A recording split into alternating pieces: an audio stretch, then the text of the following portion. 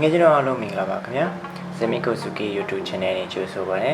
ကျွန်တော်တို့နေ့စဉ်အသုံးပြုနေကြတဲ့ဖုန်းတွေဟာသုံးစွဲတဲ့ချိန်ကြာလာတာနဲ့အမျှဖုန်းထဲမှာ application တွေ program တွေပုံမှန်များပြလာပြီးတော့ကျွန်တော်တို့ခုခေတ်စကားအရာဖုန်းဟန်တယ်ဒါမှမဟုတ်ကျွန်တော်တို့ဖုန်းလုံးအားနှိပ်ကွေးလာတော့ကျွန်တော်တို့တွေ့မြင်ရမှာဖြစ်ပြီးတော့ battery အားတွေလည်းပုံမှန်ပြီးတော့အများများကုန်လာမှာကိုကျွန်တော်တို့တွေ့ရမှာဖြစ်ပါတယ်အဲ့လိုနှိပ်ကွေးလိုက်အောင်ဒီမှာကပဲတချို့ application တွေဆိုလို့ရှိရင်ကျွန်တော်တို့အသုံးမလို့လို့ထုတ်ပြလိုက်ပြီဆိုရင်တော့ကျွန်တော်တို့အဲ့ဒီ application နဲ့ပတ်သက်တဲ့ software တွေ file တွေကကျွန်တော်တို့ဖုန်းထဲမှာကြန့်ရှိနေသေးတာကိုကျွန်တော်တို့တိတိကျကျအစစ်ကြည့်ရင်ကျွန်တော်တို့သိနိုင်မှာမဟုတ်ပါဘူးဒီဗီဒီယိုမှာတော့အဲ့ဒီ hand နေတဲ့ဖုန်းတွေကိုကျွန်တော်တို့ပုံမှုပြီးတော့အမြန်ဆန်လာအောင် application ကိုမှကျွန်တော်တို့ download လုပ်စရာမလိုဘဲနဲ့ကျွန်တော်တို့အလွယ်တကူ clean လုပ်ရမယ့်နည်းတစ်နည်းကိုကျွန်တော်ဒီဗီဒီယိုမှာပြောပြပါပါတယ်ဟုတ်ကဲ့ကျွန်တော်တို့ပထမဆုံးအနေနဲ့ဒီကျွန်တော်ရဲ့ Android ဖုန်းလေးနဲ့ကျွန်တော်လုပ်ပြရမယ်နော်ကျွန်တော်ပထမဆုံးအနေနဲ့ကျွန်တော်ရဲ့ဖုန်းကိုကျွန်တော်တို့ပိတ်လိုက်ရမှာဖြစ်ပါတယ်ဖုန်းပိတ်လိုက်ဖို့အတွက်ကျွန်တော်ပိတ်တဲ့ close ကိုကျွန်တော်တို့ဖိတိုင်းကျွန်တော်တို့ဖုန်းပိတ်ပါမှာနော်အဲ့ဒါကိုပြပါလို့ရှိရင်ကျွန်တော်တို့ power off ပါနော်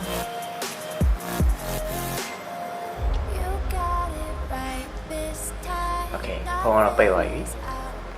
အဲ့ဖုန်းပိတ်သွားပြီဆိုလို့ရှိရင်ကျွန်တော်တို့ရဲ့ဖုန်းမှာကျွန်တော်မိတ်ဆွေတို့တွေ့ရမှာဖြစ်ပါတယ်ဒီမှာအပေါ်ဆုံးမှာအတန်ကျဲတဲ့ clock ဒီဘေးမှာအတန်တိုးတဲ့ clock နောက်လို့ရှိရင်တော့ပိတ်တဲ့ clock နောက်လို့ရှိရင်ဒီမှာကျွန်တော် home ပေါ့နော်သူကတော့ clock ပါတဲ့ဖုန်းတွေလည်းရှိတယ်ကျွန်တော်တို့ clock မပါတဲ့ဖုန်းတွေလည်းရှိတယ်ပေါ့နော်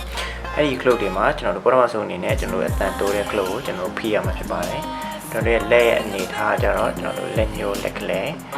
လက်ညှိုးနဲ့ကျွန်တော်တို့ဒီအတန်တိုးတဲ့ clock ကိုကျွန်တော်ဖိရမှာဖြစ်ပါတယ်ဖိရမှာနော်အတန်တိုးတဲ့ clock ကိုဖိပြီးတော့ကျွန်တော်တို့ဒီ home ဆိုတဲ့ဟာလေးကိုကျွန်တော်တို့ဖိထားမှာဖြစ်ပါတယ်နောက်ပြီးလို့ရှိရင်ကျွန်တော်တို့ဖုန်းဖိတဲ့ clock ကိုကျွန်တော်တို့ဖိရမှာဖြစ်ပါတယ်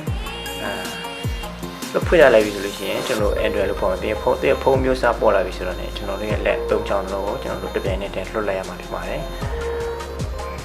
လွှတ်လိုက်ပြီဆိုလို့ရှိရင်ငယ်ကျွန်တော်တွေ့ရတော့ဒီမှာဒီ option လေးတွေပေါ့နော်ဒီ option တွေကိုသူပြလာမှာဖြစ်ပါတယ်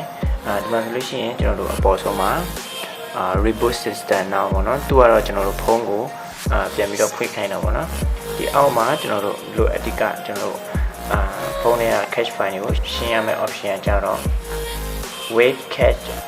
partition ပေါ့နော်အဲ့ဒါလေးကိုကျွန်တော်တို့ဆင်းလိုက်အောင်ဖြစ်ပါတယ်အောက်ဆင်းဖို့အတွက်ကျွန်တော်တို့ဖုန်းအတန်အတိုးကျဲလို့တဲ့နေရာမှာကျွန်တော်တို့အပေါ်အောက်ကိုကစားရမှာပေါ့နော်အပေါ်အောက်ကိုကျွန်တော်တို့ကစားရမှာဖြစ်ပါတယ်โอเคဒီမှာဆိုလို့ရှိရင်ကျွန်တော်အောက်ဆင်းဖို့အတွက်ကျွန်တော်တို့အတန်တိုးတဲ့ clock ကိုကျွန်တော်ဖိပြီးတော့ဆင်းသွားလိုက်မယ်โอเคဒီမှာဆိုလို့ရှိရင်ကျွန်တော်တို့ငယ်ချင်းတို့တွေ့ရအောင်ဒီမှာကျွန်တော်တို့ white data face store reset နဲ့ white cap partition ဆိုတာကျွန်တော်တို့နှစ်ခုရှိတယ်ပေါ့နော် white နဲ့ပတ်သက်တာကျွန်တော်တို့နှစ်ခုရှိတယ်အဲ့နှစ်ခုမှာကျွန်တော်တို့အဓိကယူရမှာကြတော့ white cache partition ပေါ့နော် white data ကိုရွေးလို့မရဘူး white data ရွေးမယ်ဆိုလို့ရှိရင်ကျွန်တော်တို့ရဲ့ဖုန်းထဲမှာရှိတဲ့အချက်လက်တွေသူက reset ပြန်လုပ်လိုက်လို့ပေါ့နော် reset လုပ်လို့ပြောရမယ်ကျွန်တော်တို့အဓိကရွေးရမှာ white cache partition ကိုကျွန်တော်ရွေးရမှာဖြစ်ပါတယ်အဲ့ဒီရွေးလို့ရှိရင်ကျွန်တော်တို့ရဲ့ခုနကအတိုင်းပဲကျွန်တော်တို့ top ခွဲရဲ့ clock ပဲကျွန်တော်တို့တစ်ချက်နှိပ်လိုက်မယ်နှိပ်လိုက်ပြီဆိုတာနဲ့ကျွန်တော်တို့ဒီမှာ yes or no ပေါ့နော် yes or no မှာအောက်က yes ကိုကျွန်တော်တို့နှိပ်ရမှာဖြစ်ပါတယ်နှိပ်ပြီးလို့ရှိရင်ခုနအတိုင်းပဲ top ခွဲတဲ့ clock ပေါ့နော်ကျွန်တော်တို့တစ်ချက်နှိပ်လိုက်မယ်နှိပ်လိုက်ပြီဆိုတာနဲ့ကျွန်တော်တို့အောက်မှာတွေ့ရမှာဖြစ်ပါတယ် cache white complete လို့သူပြောတာဖြစ်ပါတယ်ဒီမှာဆိုလို့ရှိရင်ကျွန်တော်တို့အခုလောက်တာပြီးသွားပြီပေါ့နော်ပြီးသွားပြီဆိုလို့ရှိရင်ကျွန်တော်တို့ဖုန်းကို restart လုပ်ဖို့အတွက်ခုနအတိုင်းပဲကျွန်တော်တို့အပေါ်မှာ reboot system now ပေါ့နော်reboot system now ကိုကျွန်တော်တို့ပြန်ဖွင့်လိုက်မယ်ဖုန်းပြန်ဖွင့်လိုက်ပေါ့နော်အဲ့ဒါဆိုရင်ကျွန်တော်ရဲ့ဖုန်းကပွင့်လာပြီပေါ့